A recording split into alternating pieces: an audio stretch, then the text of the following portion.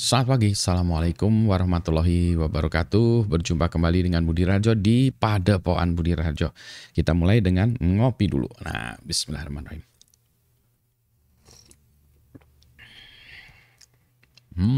Sedap. Eh, Topik yang ingin saya bahas kali ini adalah tentang apa ya sebetulnya? Ini topiknya topik nggak penting ya bagi banyak orang, tapi ini untuk cerita tentang saya ya. Kotak-kotak apa ya? Mengkotak-kotakan atau apa? Compartmentalize lah kira-kira gitu ya. Saya nggak tahu kenapa orang-orang yang melihat ini, saya memperkirakan ya, orang-orang melihat saya dengan kacamatanya orang tersebut dan di lingkungan itu tersebut, dengan lingkungan sendiri. Maksudnya gimana sih? Maksudnya gini, agak lucu juga ya saya ngelihat misalnya orang-orang yang mengikuti saya di YouTube ini, itu ya orang-orang yang di YouTube aja. Dia atau Anda ini tidak mengikuti saya di Facebook. Demikian pula yang ikut mendengarkan ini di podcast gitu ya, hanya di podcast aja, tapi tidak mengikuti saya di Twitter misalnya gitu. Kan saya ada banyak ya, ada di YouTube, ada di Facebook, Twitter, Instagram ada tapi tidak terlalu sering ya, tapi ada di sana juga. Terus TikTok juga nggak ada ya, sebenarnya ada cuma punyaan aja. Maksud saya begini, di blog juga ada, bahkan saya mulainya dari blog. Kalau ada orang ya misalnya minta saya menjadi pembicara gitu, presentasi gitu ya, oke lah gitu. Nah, kemudian kalau dia ngelihat video ini, dia tahu dia nggak bakalan minta slide saya beberapa hari sebelumnya. Karena dia bakalan tahu bahwa saya tidak akan membuat slide-nya beberapa hari sebelumnya. Saya akan membuat slide-nya tuh 1 hari sebelumnya. Kelakuan saya kayak gitu dari dulu. Kalau Anda ingin mengundang saya, itu. Anda nggak bisa minta slide-nya dulu, nggak bisa. Bahkan slide kadang-kadang saya buat malam sebelumnya, besok acaranya, nah itu malam sebelumnya baru saya buat. Contoh nih, besok saya harus membuat 2 presentasi besar, pagi, siang sampai sore gitu ya. Dua-duanya slide-nya belum dibuat. Satu sudah sih sebetulnya, kerangka yang satu sudah, tinggal kontennya ya. Tapi kalau yang satunya lagi tinggal dirapin. Tinggal itu kan bisa butuhkan waktu 1-2 jam. Yang satunya lagi malah belum dibuat sama sekali. Dan sudah minta, Pak bisa minta slide-nya untuk dibahas dulu. No can do. Tapi saya nggak bilang begitu ya. Ya saya nggak ngejawab aja. Kalau dia tahu, kalau mereka tahu, kalau mencari tahu sedikit saja. Saya udah cerita banyak tentang hal ini di blog saya, di YouTube juga, di Facebook saya, bahwa kalau saya buat presentasi itu ya kayak mahasiswa ya, SKS, sistem kebut. Bukan maksudnya seperti itu ya, tapi sebetulnya karena kesibukan saya. Seminggu tuh bisa diminta 3, 4, 5 kali presentasi. Jadi gimana dong? Ya saya berdasarkan yang besok presentasi yang baru buat sekarang. Karena yang misalnya minggu depan ya yang besok aja belum dibuat, apalagi yang minggu depan gitu ya. Dan itu sudah termasuk saya nolak banyak sekali itu ya, yang saya tolak untuk menjadi pembicara. You get what you want. Oke. Nah, itu compartmentalized itu juga menunjukkan bahwa orang-orang sebetulnya tidak mau ya mencari tahu misalnya orang yang diundangnya siapa gitu. Saya juga kalau misalnya saya mau diskusi dengan siapa tuh saya cari tahu dulu ini orangnya siapa, latar belakangnya apa ini ya. Saya cari dulu backgroundnya supaya saya paham gitu ya. Kalau saya mengundang seseorang jadi pembicara segala macam, sehingga saya lebih tahu lah konteksnya gitu. Yang di sini juga nggak tahu bahwa misalnya dia di dunia lain ya, misalnya di dunia lain saya olahraga terus, main futsal misalnya. Nah itu grup futsal aja yang tahu. Yang grup futsal saya juga nggak tahu ada YouTube saya. Yang YouTube nggak tahu kalau saya main futsal 2 kali seminggu misalnya. Atau main musik, misalnya main musik, grupnya grup musik, ada kelompok musik indie yang tahu saya musik, taunya Pak Budi main musik. Tapi nggak tahu kalau Pak Budi main futsal gitu ya. Dan seterusnya, sama yang ngeblog juga nggak tahu bahwa saya, kayaknya kalau yang ngeblog tahu ya saya di YouTube, tapi yang YouTube nggak tahu bahwa saya ngeblog gitu. Terus saya mengorganize kopi, nggak ada yang tahu juga. Saya mentor di ini, nggak tahu juga. Saya ngajar di ITB, nggak tahu juga. Bahkan banyak juga kalau yang dilihat dari komentarnya udah berkali-kali bahwa saya bukan penulis buku itu. Itu funny story ya. Tapi itu jadi gitu ya. Bahwa fenomenanya ini adalah gini, bahwa dengan kemungkinan mencari tahu banyak hal ya, karena internet terbuka segala macam, orang jadi malas ya. Skill untuk mencari itu malah hilang ya.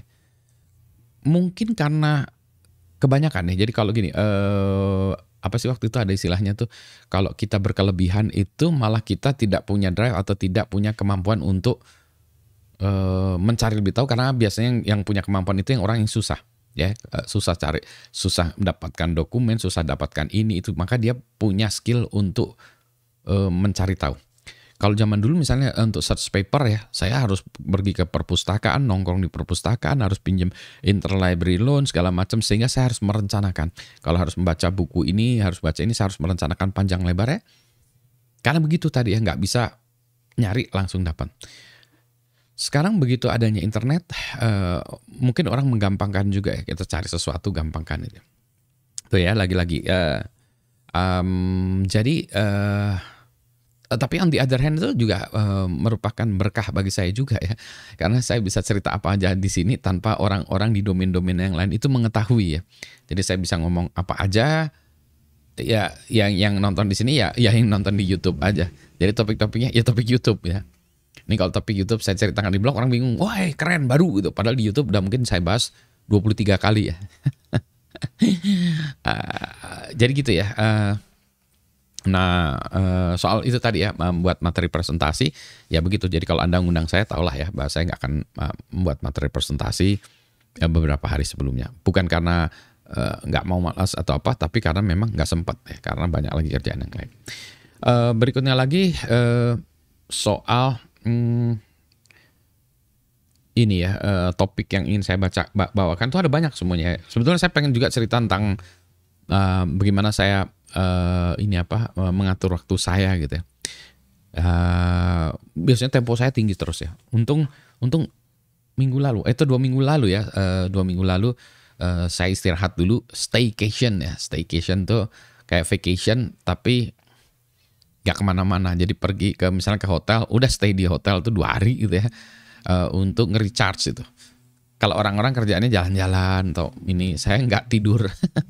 Sebenarnya saya pengennya tidur, makan, baca buku, nonton TV, tidur, nah gitu ya. Tapi lumayan ya, itu bukan recharge sehingga saya bersemangat lagi gitu.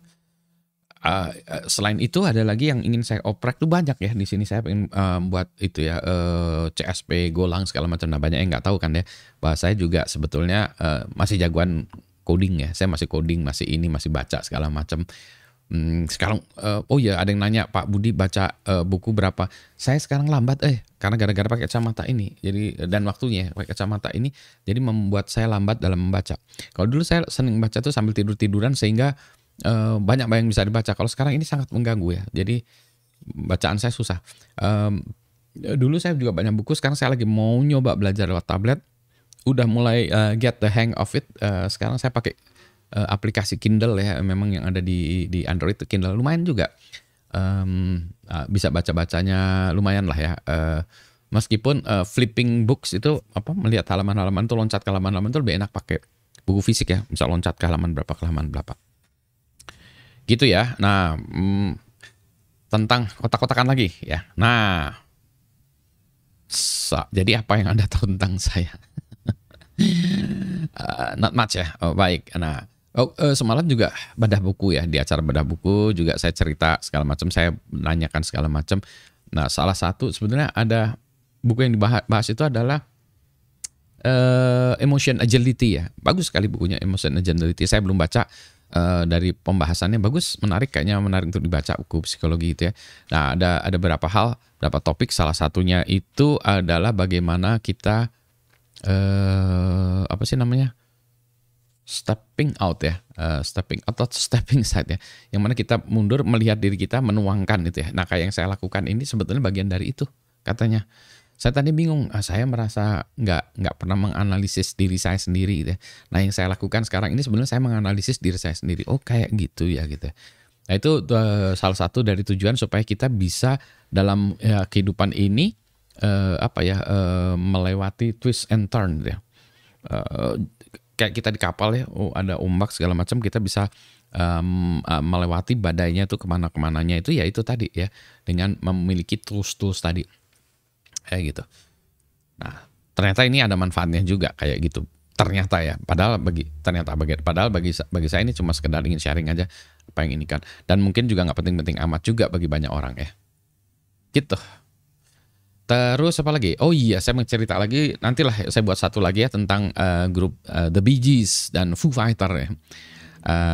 Nanti judulnya saya udah kebayang ya, Confession of a Rockstar. Bukan Rockstar, Confession of a Rocker. Kalau Rockstar jadi saya merasa sebagai rocker, terus kemudian menyukai lagu-lagu pop, ABBA, The Bee Gees gitu ya. Nanti bahwa si Foo Fighter ini dan Foo Fighter dan Steven Wilson memberikan pembenaran bahwa it's okay to love pop songs ya, yang kayak gitu, yang ABBA, Bee Gees. Kalau The Beatles semua orang udah ini ya. Ya, tapi banyak juga yang nggak tahu Paul McCartney. Anyway, kita tutup dulu karena saya sudah harus siap-siap ngajar. Selamat pagi, assalamualaikum warahmatullahi wabarakatuh.